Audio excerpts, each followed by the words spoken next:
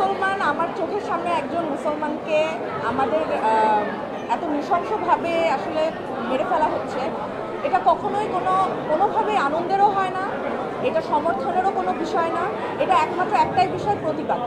তো আমি তীব্র নিন্দা জানাই এবং আমি লিখেছিলাম আমার ফেসবুকে যেটা গোটা বিশ্বের মুসলমানদের জন্য আসলে শাহাদাত বরণ। তো আমার কাছে সেটাই মনে হয় যে শাহাদাত বরণ মানে আমাদের মনের ভিতরে যে মনুষ্যত্ব আছে ওটা আসলে মারা গেছে। তো এইখান থেকে তো আমরা ওইভাবে আসলে কিছুই করতে পারবো না, নিন্দা জানানো, প্রতিবাদ করা এবং যারা মারা গেছেন তাদের আত্মার শান্তি কামনা করা, দোয়া করা। তো সেটাই করছি।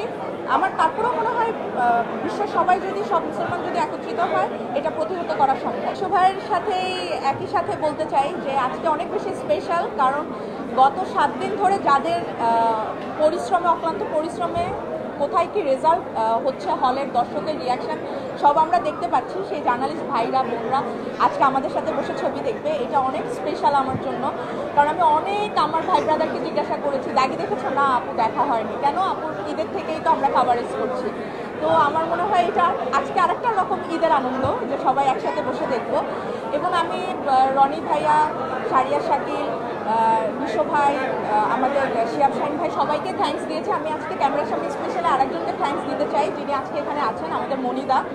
তো এই আমাদের পুরো টিম আসলে। তো আজকে আমাদের পুরো টিম আছে, পুরো টিমের সাথে আপনারা ছবি দেখবেন। আপনাদের অসংখ্য ধন্যবাদ এবং enjoy the film and enjoy the moment. Thank you.